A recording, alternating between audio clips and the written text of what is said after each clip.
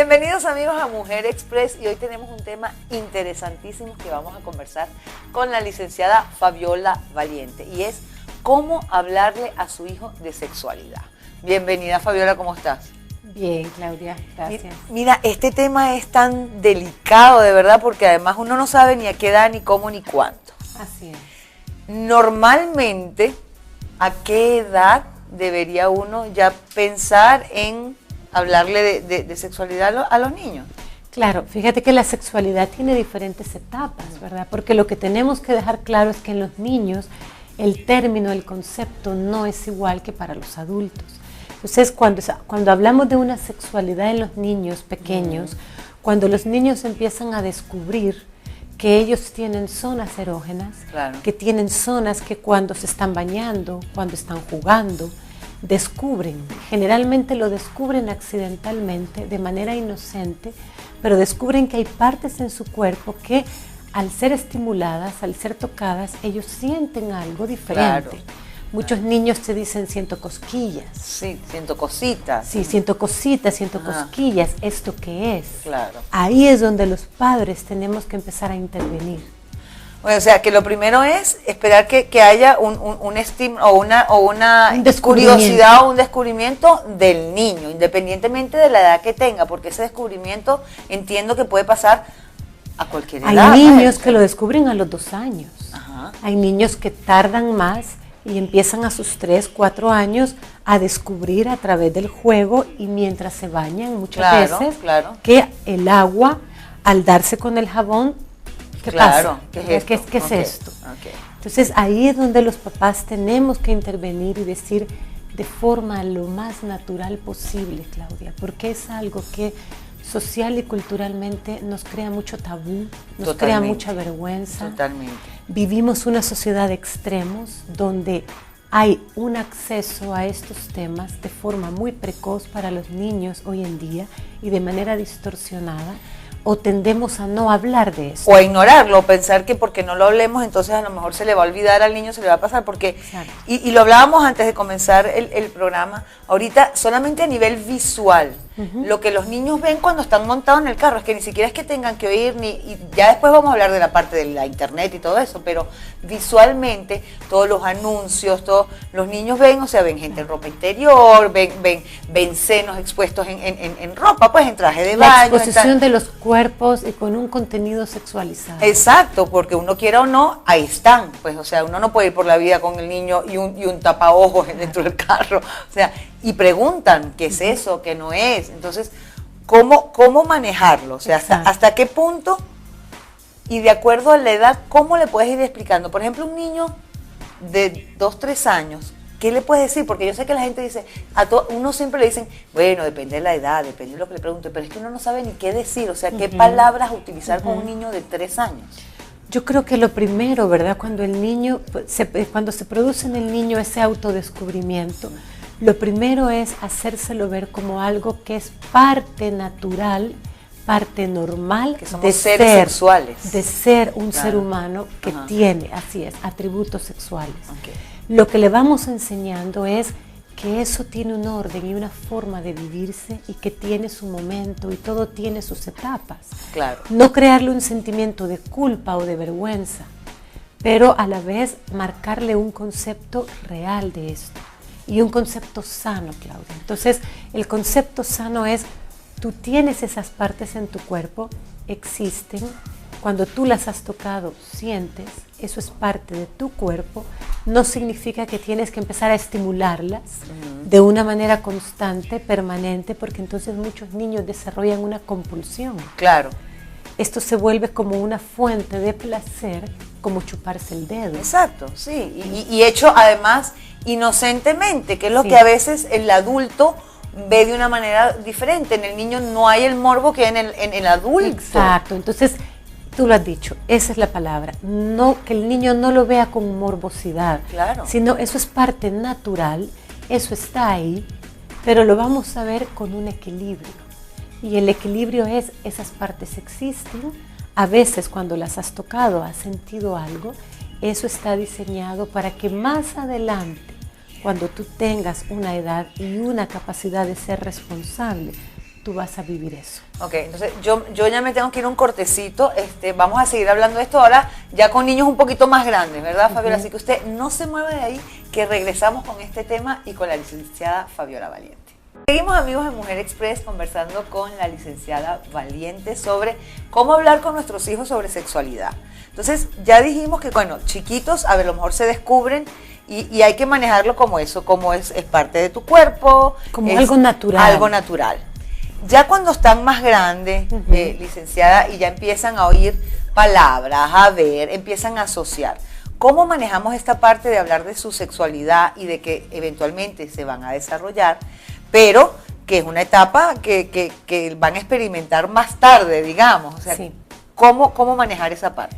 Claro. Fíjate que aquí es donde empieza ya con los preadolescentes, ¿verdad? Y muchas veces el caso de las niñas que desarrollan a veces alrededor de los 9 años. Sí, bien chiquitas. Desarrollan antes que los chicos, pero sí la preadolescencia y la entrada en la adolescencia es un desarrollo explosivo hormonal. Además, o sea, no es que no se lo inventan, sino fisiológico. Que es fisiológico. Empiezan a sentir mucha tensión. Fíjate, lo que decíamos antes, los niños pequeños lo que sienten es una cosquillita agradable. Pero si estimulan, si se tocan, en los adolescentes y ya en muchos preadolescentes que van a desarrollar pronto, esa explosión hormonal ya es una tensión. Claro. Hay una tensión física en las zonas genitales que muchas veces se asustan, no saben qué hacer y empiezan por vergüenza, no lo hablan con sus padres, claro, empiezan a buscar información ellos solos. En donde va a encontrar otra cosa que usted no quiere que encuentre. Exacto, porque es una información, primero, que no es para jóvenes, no es para niños, preadolescentes, y es una información que te lleva mucho a lo que es la búsqueda de una sobreestimulación. Claro, y además te presenta la sensualidad, porque por ejemplo, ¿qué van a encontrar si buscan en internet? Posiblemente encuentren pornografía, y la pornografía es una exageración de lo que es la sexualidad. Entonces, y establece una búsqueda de una sobreestimulación que se vuelve adictiva. Entonces, en este periodo del preadolescente y el jovencito que va entrando en su adolescencia, lo que no podemos presentarle, fíjate, es algo prohibido, algo malo, pero tampoco algo que tiene tanta carta blanca que se vuelve adictivo. Claro. Hay que buscar un equilibrio. Entonces el equilibrio es, tú vas a descubrir que esas zonas se tensan, sientes mucha tensión, hay una presión por eliminar esa tensión, y es donde viene el tema de qué pasa con la masturbación. Claro. ¿Cómo manejar eso? ¿Cómo lo manejo? ¿Cómo se maneja? Hay dos formas, Claudia. Una es enseñarles a respirar.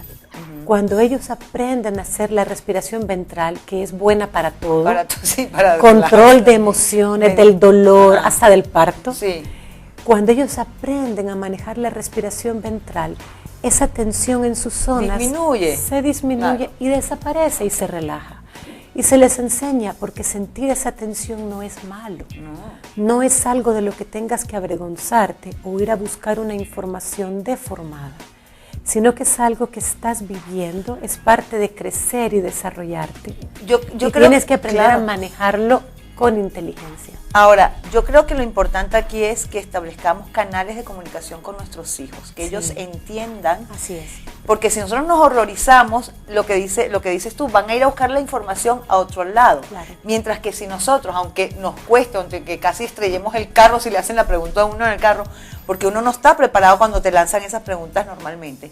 Pero entender que si nosotros nos horrorizamos o ponemos mala cara o decimos de eso no se habla o cualquier cosa, los niños van a querer buscar la información y no sabemos dónde la van a encontrar. A lo mejor con un compañero que le va a inventar quién sabe qué cuento y no es la real. Entonces lo mejor es que lo hagamos nosotros. Así es. Y sobre todo porque podemos buscar la manera, fíjate, de llevarlos a que ellos entiendan que esto es algo que yo siento, está en mi cuerpo, pero es una preparación para vivirlo luego en pareja. Exactamente, y ligarlo siempre a la responsabilidad, a sentimientos, a amor, a un acto responsable, sino a un acto responsable y un acto de amor. Entonces, ¿cómo manejarlo mientras tú estás preparado y tienes la edad adecuada, emocional, psicológicamente, en todos los aspectos, relacionalmente, estás maduro y preparado para vivirlo con otra persona? Pero mientras tanto es aprender a dosificar y a manejar de forma responsable, pero no con vergüenza, no con un sentimiento de esto es malo, no de culpabilidad. Y además ir manejándolo, lo que acabamos de decir, recuerden, de acuerdo a la edad. Cuidado con la información que le va a dar un niño de 10 años, es diferente a la que le va a dar quizás a un adolescente en los 16, 17 años, sí, o a un niño de 4. Entonces, trate de ver, y yo entiendo que uno tiene que ver más o menos, buscar un poquito, si te están haciendo preguntas, de dónde viene la pregunta, qué vio, qué le dijeron, sí, para uno más o menos, porque no sé si has visto, hay un comercial muy famoso de un niño que le pregunta al padre, papi, ¿qué es sexo? Y entonces pues el papá le dice, bueno, es tiempo ahora de que hablemos, y se lleva al niño a este lugar de comida, y se ve que pasan horas hablando y le explica, y al final el niño saca un papel que lo único que decía era sexo femenino, masculino, y le pregunta, ¿y dónde cabe todo eso aquí? O sea, tenemos que saber qué nos están preguntando para tampoco exagerar mucho y dar demasiada información. Así es, la que sea necesaria según la edad y según la necesidad psicológica que el niño tiene y la necesidad física de ese momento. Ahí es muy importante, Claudia, fíjate, en la identidad es muy importante el papel del papá. También. Porque la mamá enseña lo que es el manejo de los afectos. Ajá. La mujer es más relacional, más afectiva, más intuitiva, más perceptiva, pero el papá es una figura clave en el manejo de la identidad. Y claro, tanto es más para práctico, el hijo como para la hija. Claro, porque se identifican de una manera o de otra. Se nos acabó el tiempo. Y si quiere que sigamos conversando de este tema, solo escríbanos a Mujer Express. Yo me tengo que ir a un corte. 1.000.000 de gracias, Fabiola. Y regresamos con más de Mujer Express. No se mueva.